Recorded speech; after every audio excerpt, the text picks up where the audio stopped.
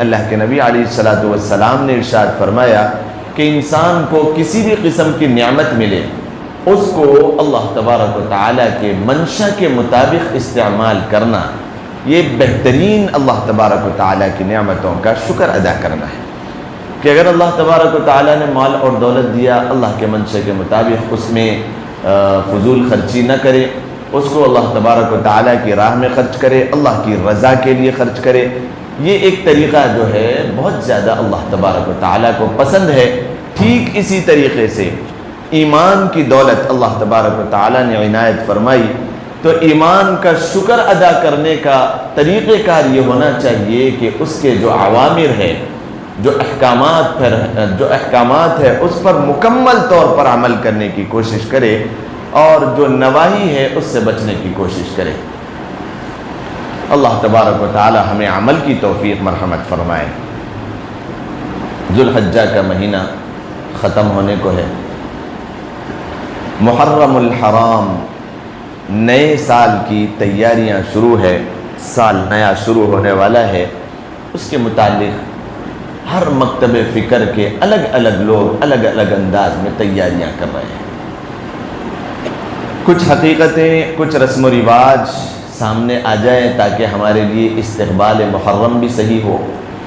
سب سے پہلی بات یہاں سے کہ میں نے قرآن کریم کی جو آیت کریمہ خطبے میں آپ کے سامنے پڑھی ہے، ان عدت الشہور، آپ لوگوں کو ماشاءاللہ اس کے متعلق بہت ساری تفسیر آپ کے سامنے آئی، خلاصہ آیا، تشریح آئی کہ یہ آیت کریمہ اللہ تبارک و تعالی نے سال کے 12 مہینوں کے متعلق نازل فرمائی ہے۔ کب سے اللہ تبارک و تعالی نے اس کی گنتی کا شمار کیا ہے اور اس میں کون سے مہینے ایسے ہیں جو اللہ تبارک و تعالی کے نزدیک مکرم، محترم اور معزز، مقدس ہے، ان کی گنتی آپ کے سامنے کروایا تھا۔ 10 شہرا فی کتاب اللہ یوم خلق السماوات والارض منها، یہ تو 10 شہرا ہو گیا، 10 مہینے، اور 12 دو ملا کر 12 مہینے۔ اس میں بھی 4 حرم کو خاص طور پر گنایا۔ 4 حرم 4 مہینے مقدس ترین، ان میں 3 مہینے پچھلے سال میں گزر گئے، یعنی یہ جو لاسٹ مہینہ چل رہا ہے ذی الحجہ کا۔ اب ایک اور مہینہ سال کی شروعات میں آئے گا، محرم۔ سب سے پہلا مہینہ رجب، دوسرا ذی قعدہ، تیسرا ذی الحجہ جس میں ہم چل رہے ہیں، چوتھا مہینہ محرم۔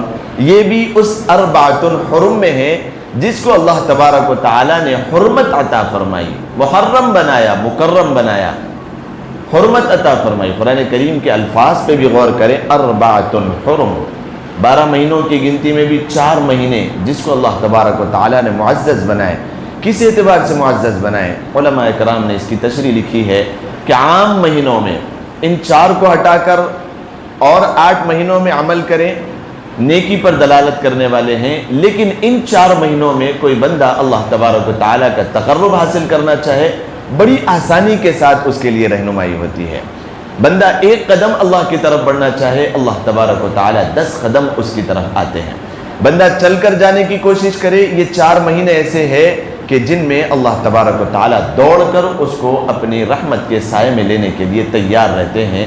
خود قرآن کریم نے اس کو بیان کیا ہے، 4 حرم، ان میں سے ایک مہینہ محرم کا ہے جو آنے والا ہے۔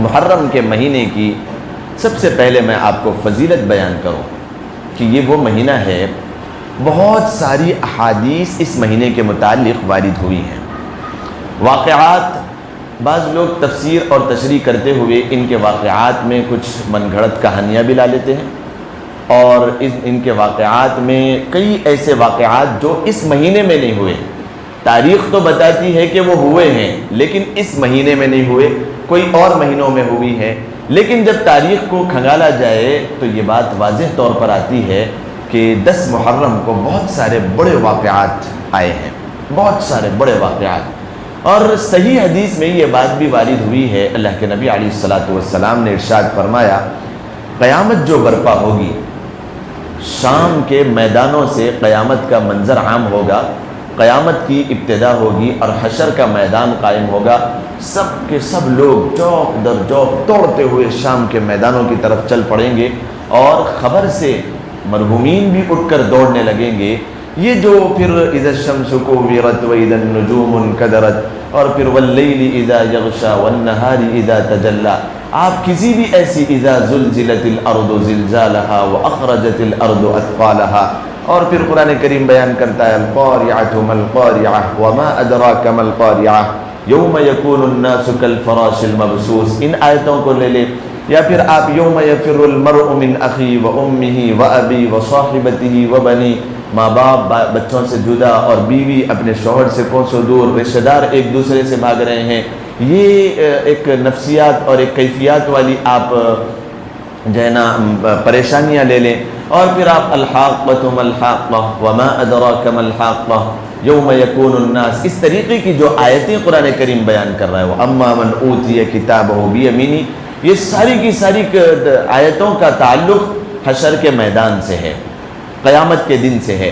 یہ قیامت کا دن جو برپا ہوگا سننے میں بڑا آسان لگتا ہے، لیکن قرآن کریم پہ ذرا غور کوئی انسان کر لے وے تو قیامت کے منظر کو خالی سن کر اس کے آنکھ پہ رونگٹے کھڑے ہو جائیں، اور پھر وہ غفلت والی ساری کی ساری زندگی کو چھوڑ کر اللہ تبارک و تعالیٰ کی طرف مکمل طور پر متوجہ ہو جائے۔ ایسی کیفیات اور ایسا پس منظر قرآن کریم نے بیان کیا ہے۔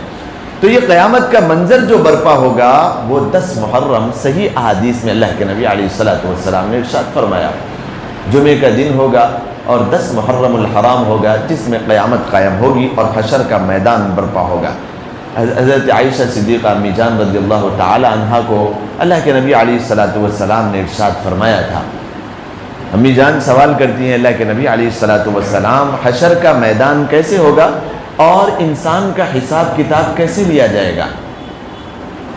2-4 اگر گاہک دکان پر آ جائیں تو 1-2 آدمیوں سے ہونے والا نہیں ہے، 4-4 اور 5-5 ہو تو پھر سنبھالنا مشکل ہوتا ہے، کئی تو ویسے ہی واپس ہو جاتے ہیں، دن بھر مصروفیات میں گزر جاتی ہے، وقت کا پتہ نہیں چلتا، لوگوں کی غفلت میں نمازیں چھوٹ جاتی ہیں اور اہم سے اہم کام چھوٹ جاتے ہیں کہ میں اپنے گاہک میں تھا۔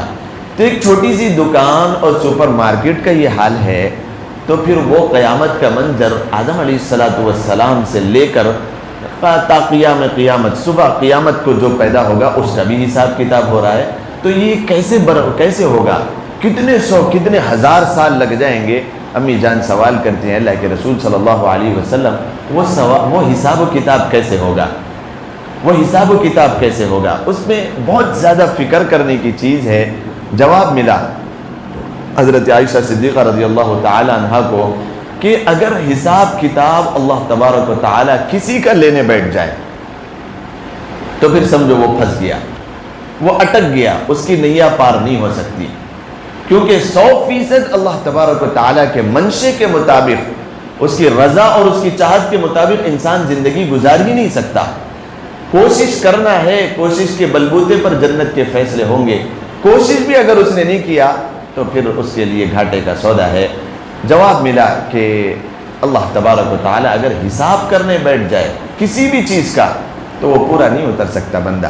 اللہ تبارک و تعالیٰ کی رحمت کے سہارے ہی انسان جنت حاصل کر سکتا ہے، اور رحمت اسی کو ملے گی جو اللہ تبارک و تعالیٰ کی رحمت کا قوی اندیشہ رکھتا ہو، قوی اندیشہ رکھتا ہو۔ رحمت کا اندیشہ بھی نہیں ہے، اللہ تبارک و تعالیٰ کی رحمت سے کوئی واسطہ ہی نہیں ہے، دنیاوی ساز و سامان میں اور اس کی رنگ رنگینیوں میں ایسا ملوث ہو گئے کہ اللہ تبارک و تعالیٰ کی رحمت کا ذرہ برابر بھی کوئی اپنے کاموں میں اللہ انسان جوڑتا نہیں ہے، امید نہیں کرتا ہے، تو کل قیامت کے دن بھی اللہ تبارک و تعالیٰ اسے اپنی رحمت کا مزہ نہیں چکھائیں گے۔ ایک صاحب سوال کر رہے تھے کہ وہاں پر سے بھی مجھے یہ بات یاد آئی کہ نماز میں اپنے پتلون کو اور پینٹ کو اوپر کرنا، چڑھانا، یہ کیسا ہے؟ تو میں نے ان کو جواب دیا کہ یہ حرام اور ناجائز ہے، درست نہیں ہے۔ اس کی کچھ وجوہات ہے، صرف اور صرف نماز کے وقت کوئی بندہ اگر اس بات کی فکر کرے کہ میں اپنے پتلون کو اور پینٹ کو اوپر چڑھا لوں، اور علاوہ ازیں وقت میں شاید مجھے اجازت ہے کہ میں نیچے رکھوں، اس کی ایک حقیقت ہے۔ لوگوں کے دلوں میں یہ بات آئے گی کہ علاوہ وقت میں ہم نیچے رکھ سکتے ہیں اور صرف نماز میں چڑھانا ہے تو وہ بالکل عجیب نظر آتے ہیں، اپنے پیجاموں کو اوپر کر کے موڑتے ہوئے عجیب نظر آتے ہیں۔ اس وجہ سے یہ درست نہیں ہے۔ اللہ کے نبی علیہ الصلوۃ والسلام نے فرمایا قیامت کے دن اللہ تبارک و تعالیٰ کی رحمت کی نظر سے وہ شخص محروم ہوگا۔ صحیح حدیث، اللہ تبارک و تعالیٰ کی رحمت کی نظر سے وہ شخص محروم ہوگا جس کا پاجامہ اس کے ٹخنوں سے نیچے ہے۔ کسی بھی موقع پر پاجامہ، پینٹ، تہبند اگر ٹخنوں سے نیچے ہے، اللہ تبارک و تعالیٰ کی رحمت کی نظر اس شخص کو نہیں مل سکتی۔ اب آپ بتائیے، جو اللہ کی رحمت کی نظر اور اللہ تبارک و تعالیٰ کی رحمت سے محروم ہو گیا تو پھر اللہ ہی اس کا جو ہے نا محافظ ہے کہ وہ کون سی چیز اس کو بچا سکتی ہے۔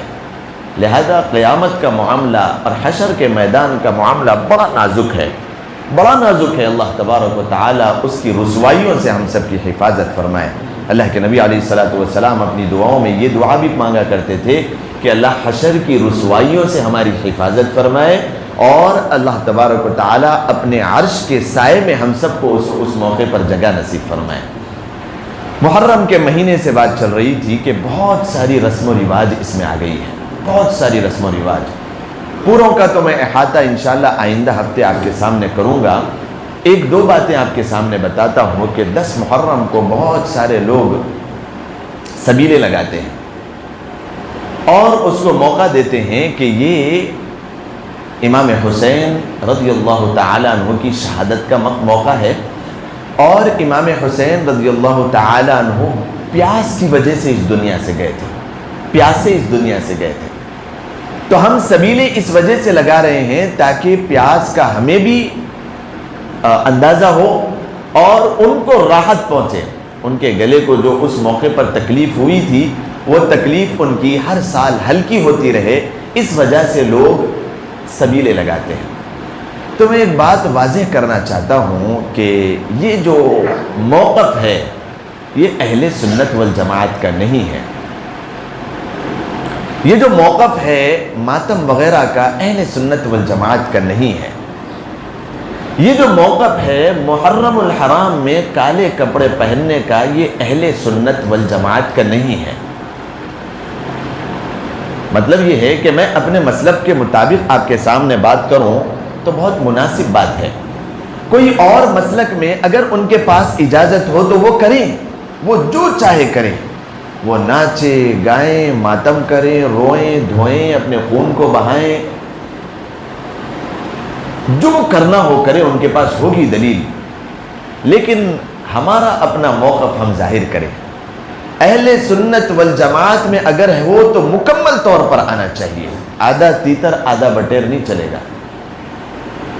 اگر حنفی ہو تو حنفی رہیں، شافعی ہو شافعی بن کے رہیں، حنبلی ہو حنبلی رہیں، اگر مالکی ہو تو مالکی رہیں۔ چاروں بھی بہت درست مسالک ہے اہل سنت والجماعت۔ اللہ تبارک و تعالیٰ نے خیر القرون میں ان اماموں کو پیدا کیا، اور وہ موقع، وہ زمانہ موبائل کا، وہ زمانہ اتنی ٹیکنالوجی کا، وہ زمانہ ایسی تیزی کا، وہ زمانہ دھوکے بازی کا، اور وہ زمانہ جو ہے نا مکاری اور عیاری سے بہت زیادہ پاک زمانہ تھا۔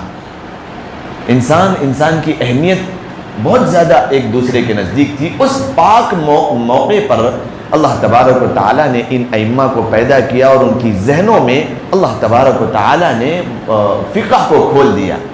قرآن اور حدیث کے مسلکوں کو، مسالک کو اور اس کے مسئلوں کو پورا واضح طور پر انہوں نے کتابوں کی کتابیں لکھ ڈالی۔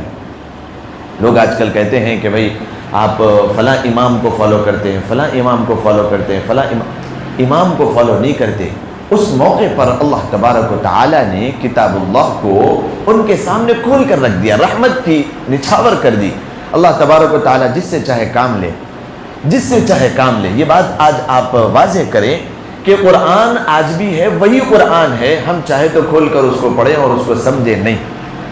اللہ تبارک و تعالیٰ نے اس بہترین مواقع پر کئی ایسے لوگوں کو چنا جو سارا دن اور ساری رات اور پوری زندگی اپنی وقف کر دیے تھے قرآن اور حدیث کو سمجھنے میں۔ بڑا پاکیزہ دور تھا، یہ آج کا دور نہیں تھا۔ آج کے دور میں بہت اچھے لوگوں کو دیکھا گیا کہ کہیں نہ کہیں کچھ نہ کچھ جھول ہے۔ اس موقع پر اللہ تبارک و تعالیٰ نے کیسے لوگوں کو پیدا کیا، دیکھیے وہ اپنی ذات پر اپنے دامن کو اتنا بھی کالا کرنا پسند نہیں کرتے تھے۔ امام بخاری رحمۃ اللہ علیہ کے متعلق یہ واقعہ مشہور ہے کہ آپ کے پاس ایک اشرفیوں کی تھیلی، بڑے لمبے سفر پر آپ جا رہے تھے، اشرفیوں کی تھیلی یعنی اس زمانے کے کروڑ روپے آپ کے ہاتھ میں تھے۔ جب آپ ایک جہاز میں چڑھے تو کسی ایک منچلے اور کسی ایک چور کی نظر اس تھیلی پر پڑ گئی۔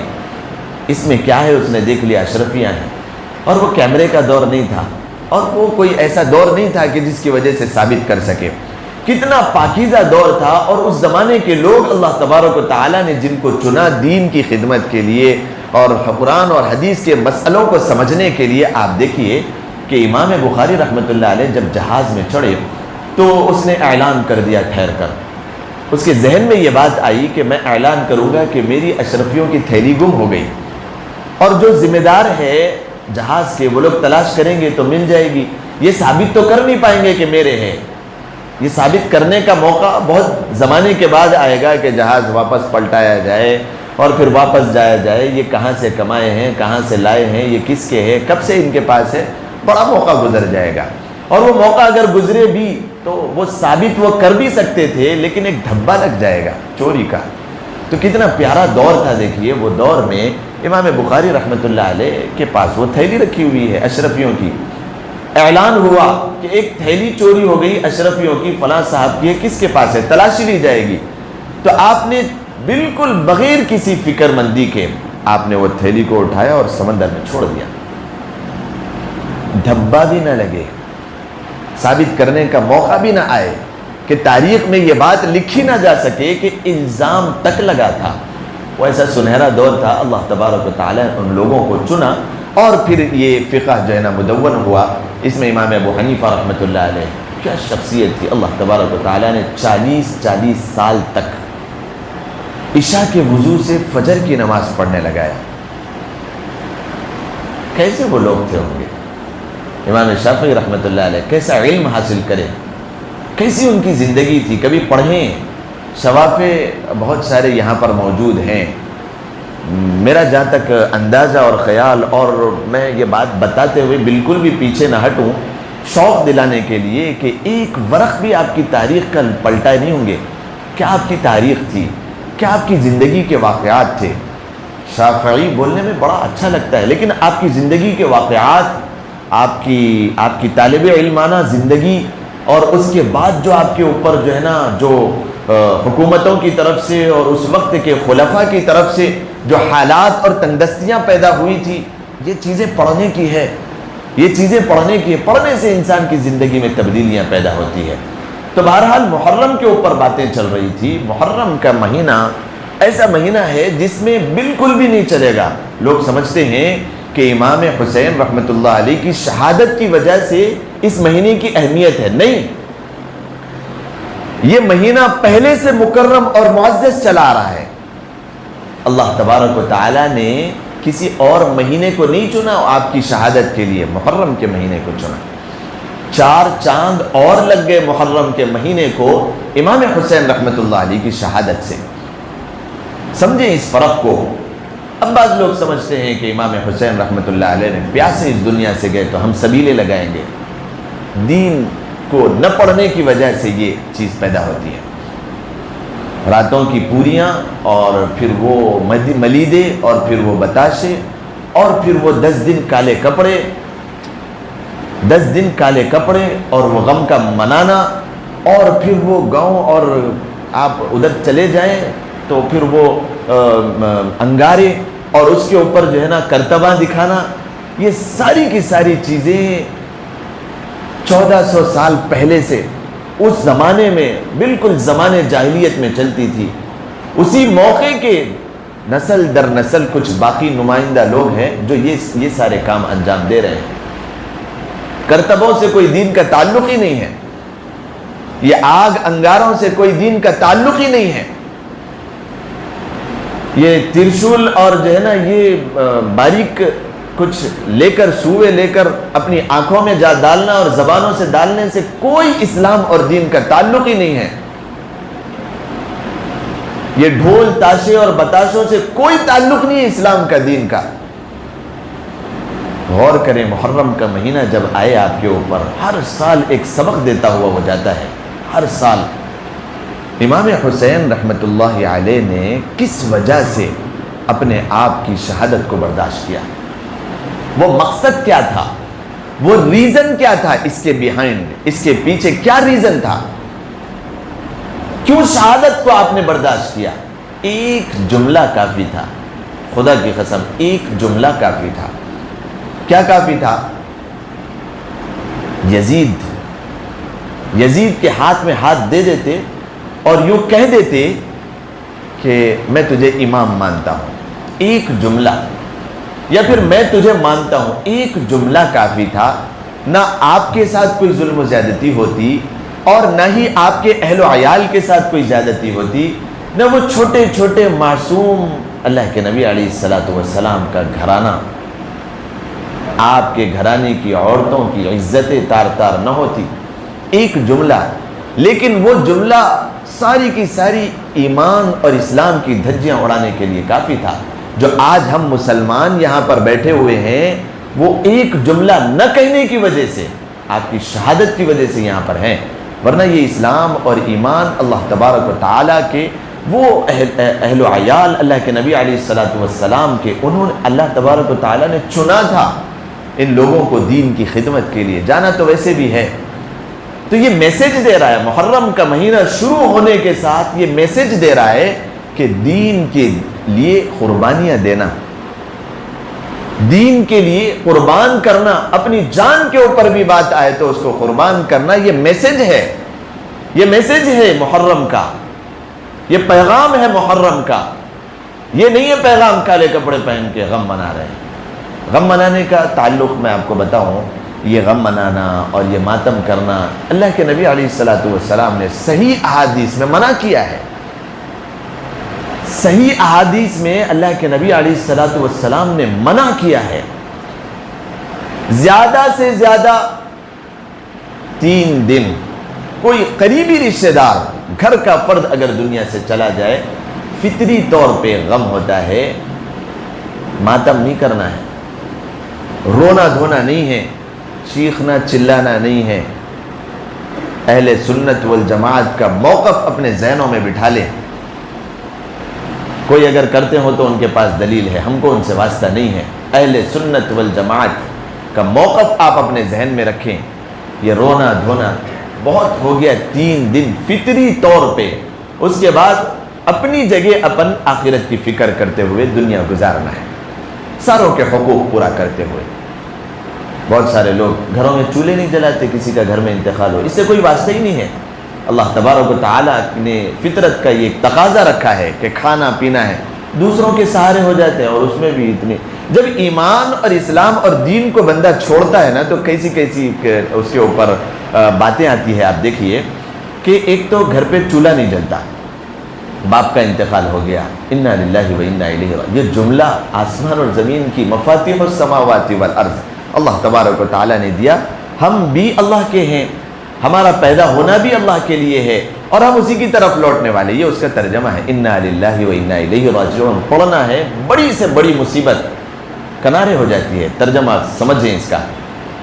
چولہا نہیں جلتا ہے، اب دین کو چھوڑ دیے چولہا نہیں جلا کر. اب آپ آگے دیکھیں، فلاں رشتہ دار کھانا نہیں بھیجتے، فلاں رشتہ دار پلٹ کے نہیں پوچھتے، فلاں غیر تو بھی اچھے ہیں رشتہ داروں سے. یہ سب کی سب باتیں اس وقت آتی ہے جب کہ انہوں نے دین کو چھوڑا.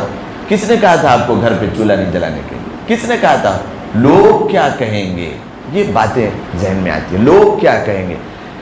90% لوگ اسی پر زندگی گزار رہے ہیں کہ لوگ کیا کہیں گے. شاید میں کچھ کم بول رہا ہوں، آپ لوگوں کے ذہن میں آ رہا ہوگا لوگ کیا کہیں گے. اس پر 99% لوگوں کی زندگی چل رہی ہے. آپ کو اندازہ ہے 99% زندگی گزر رہی ہے. لوگ کیا کہیں گے، اسی پر شادی کے رسم و رواج ہے، اسی پر شادیوں کے کھانے کھلانے ہیں اور اسی پر ڈھول تاشے بتاشے ہے، اور اسی پر غم کا منانا خوشی کا منانا ہے، اور اسی پر سارا کا سارا پیدا ہونے سے لے کر مرنے تک ایمان اور اسلام دین کے احکامات لوگ سائڈ پہ رکھ رہے ہیں۔ لوگ کیا کہیں گے اس پہ چل رہا ہے۔ برتھ ڈے کا دن آیا، پہلی برتھ ڈے بچے کی یا بچی کی، لوگ کیا کہیں گے؟ پہلی کی تو کرے تھے، موقع تھا، نہیں معلومات تھی، دوسری پہ معلوم ہو گیا، پہلی کی کرے تھے، دوسری سے کیا دشمنی ہے، لوگ کیا کہیں گے کرنا ہے۔ حقیقہ وقیقہ سب سائڈ پہ، وہ سب دیکھا جائے گا۔ دھوم سے اسلام اور دین کے احکامات کے اوپر عمل نہیں ہو رہا ہے، دوسری ساری چیزوں کے اوپر عمل ہو رہا ہے۔ لہذا محرم کا مہینہ بہت ساری رسم و رواج سے اپنے آپ کو بچانا ہے۔ ایک ایک چیز گن کر انشاءاللہ العزیز آپ کے سامنے بیان کی جائے گی۔ اہل سنت والجماعت کا موقف رکھا جائے گا، کسی سے کوئی بیر نہیں، کسی سے کوئی دشمنی نہیں۔ اگر میں بات کروں شیعیت کی تو اس کے اوپر تو فتویٰ ہے، وہ کفر کے حامل ہے، کفر ہے وہاں پر، اسلام کے دائرے میں نہیں ہے۔ باقی جو بات ہے وہ بات کو بولنے کے لیے ذرا برابر پیچھے نہیں ہٹنا چاہیے، یہ کرسی کی ذمہ داری ہے۔ میں آپ کے سامنے واضح طور پر بیان کروں، انشاءاللہ العزیز آئندہ ہفتے بیان کیا جائے گا۔ ایک پیغام محرم کا آپ لے کر جائیں، پیغام محرم کا، محرم الحرام کا پیغام یہ ہے، امام حسین رحمۃ اللہ علیہ نے اپنی جان، اپنی آل اولاد کی جان، اپنے بھائی کی آل اولاد کی جان، اپنی بہنوں کی اور اپنے بیٹوں اور بیٹیوں کی جو جانوں کو قربان کروایا، اس میں ایک پیغام ہے دین رسول کے لیے، اللہ کے رسول علیہ الصلاۃ والسلام کے دین کے لیے، جو آپ نے بھی قربانیاں برداشت کی۔ امام حسین رحمۃ اللہ علیہ نے نقش قدم پر چل کر بتایا، رہتی دنیا تک یہ پیغام دے دیا کہ اللہ کے دین کے لیے مر مٹنا یہی اصل ایمان اور دین ہے۔ قرآن کریم بھی اس کو بیان کرتا ہے، احسب الناس ان یقولوا آمنا وهم لا یفتنون، کہ تم لوگ اس وہم و گمان میں ہیں، غلط فہمی میں ہیں، تو اپنے ذہن سے نکال دو کہ تم ان یقولوا آمنا، تم کلمہ پڑھنے والے مسلمان مومن ہو، اور اللہ تبارک و تعالیٰ تمہیں آزمائے گا، نہیں آزمائے گا۔ جان بھی قربان ہے، مال بھی قربان ہے، وقت بھی قربان ہے، گھر اور ساری چیزیں اللہ کے دین کے اوپر قربان کرنا، یہ ایک پیغام ہے محرم کا، یہ ایک پیغام ہے محرم کا۔ لوگ آپ کی آخری جو زندگی تھی امام حسین کی، اس کو لے کر تو بڑی باتیں کرتے ہیں، لیکن اس کے پیچھے کا جو مقصد ہے اصل، آپ کی زندگی کو اللہ کی راہ میں قربان کر دینا اور شہید ہو جانا، اور اپنی آل و عیال کو بھی صبر کی تلقین کرتے ہوئے دنیا سے چلے جانا، اور اپنے سر کو قلم کرا دینا اپنے تن اور بدن سے، یہ ساری کی ساری چیزیں صرف اور صرف دین اسلام کے لیے تھی۔ ہم تھوڑا سا وقت بھی نہیں دیتے آج دین کے لیے، ہم تھوڑے سے پیسے بھی نہیں دیتے آج دین کی خاطر، ہم تھوڑا سا، جان تو بڑی دور کی بات ہے۔ پیغام یہ ہے کہ جان بھی اگر قربان کرنا پڑے تو قربان کر دینا چاہیے دین اور اسلام کے لیے، ہم پیدا اسی لیے ہوئے ہیں۔ اس کی تفصیل میں نے آپ کے سامنے بیان کی تھی، انشاءاللہ العزیز آئندہ بھی بیان کروں گا۔ آپ اس بات کو اپنے ذہن و دماغ میں لے کر کے جائیں اور استقبال محرم الحرام کا اس طریقے پر کریں کہ اسلام اور دین کے خاطر، ایمان کے خاطر اپنی جانوں کو قربان کرنا سستا سودا ہے، سب سے سستا سودا اپنی جان کو دین کے لیے قربان کر دینا، اللہ کے نام پر قربان کر دینا سب سے سستا سودا، اور باقی جو اللہ تبارک و تعالیٰ نے نعمتیں دی ہیں اس کو قربان کرنا تو انسان کے لیے اور آسان ہو جاتا ہے جب وہ اپنی جان کو داؤ پر لگا دے گا۔ اللہ تبارک و تعالیٰ ہم سب کو ایمان کی صحیح قدردانی کرنے کی توفیق مرحمت فرمائے۔ اللہ تبارک و تعالیٰ ہم سب سے بھی ایمان کے خاطر، دین کے خاطر اللہ تبارک و تعالیٰ ہم سب سے بھی خدمت لے لے۔ اللہ تبارک و تعالیٰ ہم سب کو کہنے سننے سے زیادہ عمل کرنے کی توفیق مرحمت فرمائے۔